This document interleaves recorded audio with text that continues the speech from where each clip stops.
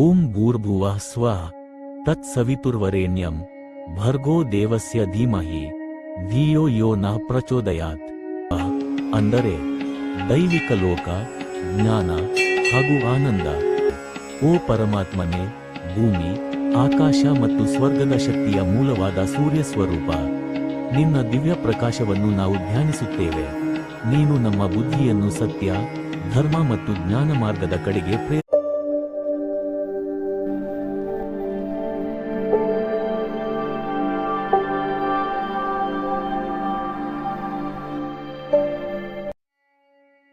ಓಂ ಭೂರ್ಭುವಃ ಸ್ವಃ ತತ್ಸವಿತುರ್ವರೆಣ್ಯಂ ಭರ್ಗೋ ದೇವಸ್ಯ ಧೀಮಹಿ ಧಿಯೋ ಯೋ ನಃ ಪ್ರಚೋದಯಾತ್.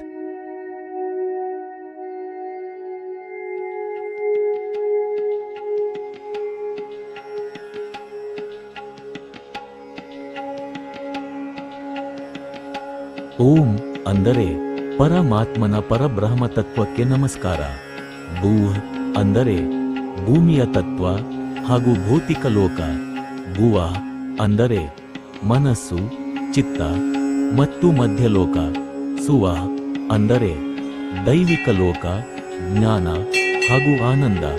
ತತ್ಸವಿತುರ್ವರೆಣ್ಯಂ ಅಂದರೆ ನಾವು ಸೂರ್ಯನ ಅಂದರೆ ಸವಿತಾ ದೇವನ ಪವಿತ್ರ, ಶ್ರೇಷ್ಠ, ತೇಜಸ್ವಿ ಕಿರಣಗಳನ್ನು ಧ್ಯಾನಿಸುತ್ತೇವೆ. ಭರ್ಗೋ ದೇವಸ್ಯ ಧೀಮಹಿ ಅಂದರೆ ಆ ಪರಮಾತ್ಮನ ಪವಿತ್ರ ಪ್ರಕಾಶವು ನಮ್ಮ ಬುದ್ಧಿ ಮತ್ತು ಚಿತ್ತವನ್ನು ಶುದ್ಧಗೊಳಿಸಲಿ ಎಂದು ಧ್ಯಾನಿಸುತ್ತೇವೆ.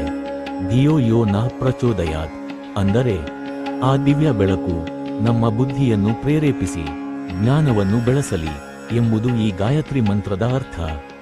ಒಟ್ಟಾರೆ ಇದರ ಅರ್ಥ ಹೀಗಿದೆ: ಓ ಪರಮಾತ್ಮನೇ, ಭೂಮಿ, ಆಕಾಶ ಮತ್ತು ಸ್ವರ್ಗದ ಶಕ್ತಿಯ ಮೂಲವಾದ ಸೂರ್ಯ ಸ್ವರೂಪ, ನಿನ್ನ ದಿವ್ಯ ಪ್ರಕಾಶವನ್ನು ನಾವು ಧ್ಯಾನಿಸುತ್ತೇವೆ.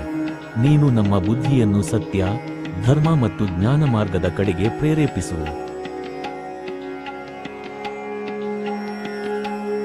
ಈ ವಿಡಿಯೋ ನಿಮಗೆ ಇಷ್ಟವಾಗಿದೆ ಅಂತ ಅನ್ಕೋತೀನಿ. ದಯವಿಟ್ಟು ಲೈಕ್, ಕಾಮೆಂಟ್, ಶೇರ್ ಹಾಗೂ ಸಬ್ಸ್ಕ್ರೈಬ್ ಮಾಡಿ. ಮುಂದಿನ ವಿಡಿಯೋದಲ್ಲಿ ಮತ್ತೆ ಸಿಗೋಣ. ಧನ್ಯವಾದಗಳು.